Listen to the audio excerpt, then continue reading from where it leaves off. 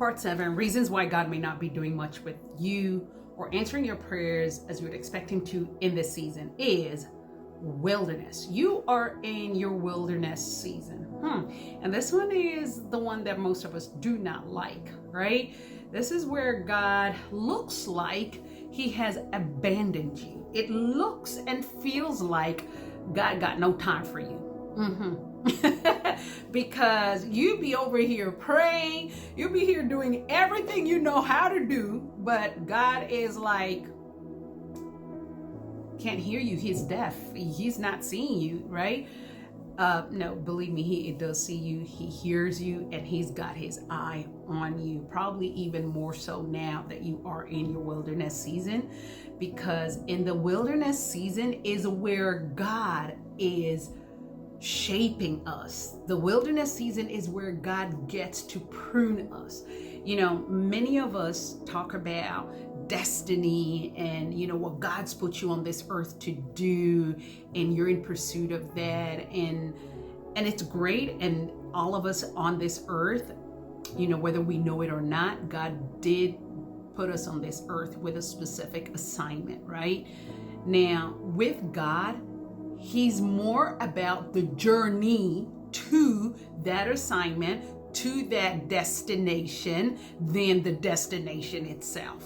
Yeah. So he is thinking, I need to get my daughter, I need to get my son ready for where I am taking them, because they're going to be representing me. Okay. And the truth of the matter is, people of God, God calls us as we are, but he does not send us out as we are. He has to work on us. And that work takes place in the wilderness. This is where God, like I said earlier, he's pruning us. He's shaping us. Think about the life of Joseph, right? Joseph has this amazing dream. Actually, he has it twice, right? We're told twice this kid dreamt, and God was just showing him where he's taking him. Matter of fact, it was so grand that his daddy rebuked him, right? Because he understood the meaning of that dream, okay? Now, guys, the next thing we see in Joseph's life is not him going from, you know, sharing that dream and boom, straight to the palace and becoming the prime minister or, you know, the second in command in Egypt. We don't see that. We see this kid go through so much. And if you've read the story of Joseph, if you haven't, I'm encourage you to read it. It's from Genesis 37. It's going to bless you. Oh my God, it's going to so bless you. David's another character that's going to bless you. And you see how he goes through his own wilderness experience, his season in wilderness, right? Where God is shaping him. Okay, back to Joseph. So get this, guys, Joseph has, if we go with the general timeline that they tell us about Joseph, that he was about 17 and he become, you know, when he has those dreams, right? And he becomes prime minister of Egypt at age 30. That's 13 years, 13 good years, where we do not even hear a thing about God doing anything with Joseph. Yet the whole time, people of God, God was there. His eyes were on him. He was orchestrating things in the background, even though it looked like God didn't care, God was not there, he'd forgotten about Joseph. No, he was there the whole time. So my sister, my brother, if you are experiencing that kind of season where you are like, God, what's going on? I'm not hearing from you. I'm expecting you to do this and do that, but I'm just over here hanging and you're not coming for me. You're in wilderness season. Yeah, more than likely you are in the wilderness season. And I tell you, when you come out of it, when he brings you out of it, it's not going to be any different from what he did for Joseph. Fair enough, you may not become the prime minister of Egypt, right? But he is taking you to greatness where you can represent him. Have you heard preachers say that thing, that God can open up a door for you and put you in a room, but it is your character that's going to keep you in that room? Well, many of us Christians, many of us children of God, God has opened some great doors for us that we failed to stay in that room because our character was not yet formed. It's about character, people of God. And I love something I heard a man of God say. Big shout out to Apostle Family Lazarus. He said this. He said, the consecration not learned in the wilderness cannot be learned in the palace. See, there are some things God needs to instill in us in our low days where we are, quote unquote, a bunch of nobodies, right?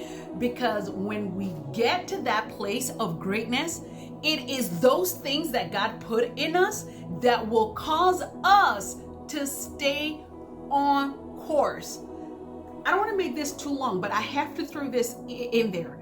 Guys, I'm doing a study at the moment on the kings of Israel. And when I say Israel, I mean the whole northern and southern kingdom, right? From King Saul to the last king that was, before they went into captivity and all that, right? But the one thing I noticed that I saw was so common with all of them, that most of them would begin well with God, or maybe just begin totally awful, like on a bad footing with God, and do the wrong thing. But the ones that started off with God doing the right thing, I noticed that they had been with God. They had allowed God to cook them, bake them, prune them, do all sorts with them. You only got to think about David. He's a prime example on that.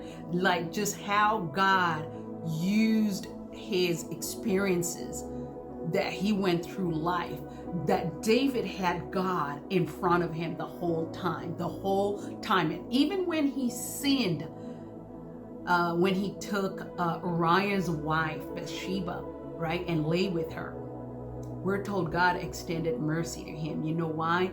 Because that young man had a great track record with God. That guy had really just sold himself out to walk with God, and he did not despise his wilderness. He maximized it. David could hear God just like that. Whereas King Saul, who never went through any wilderness experience, guess what? He constantly had to depend on a prophet and tell him, well, this is what God is saying.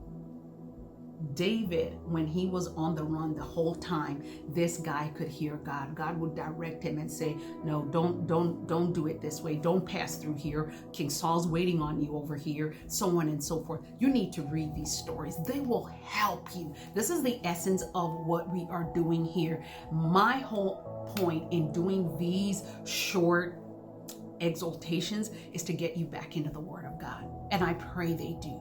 Okay, guys, I gotta go. This is way too long. I love you. Take care. I will see you on the next part, whatever part that might be. Okay, make sure you're liking, you're following, you're commenting, and dare I say, if you need prayer, right, DM me. We'll pray with you. Okay, take care, people. I love you, and I'll see you next time. Bye for now. Bye.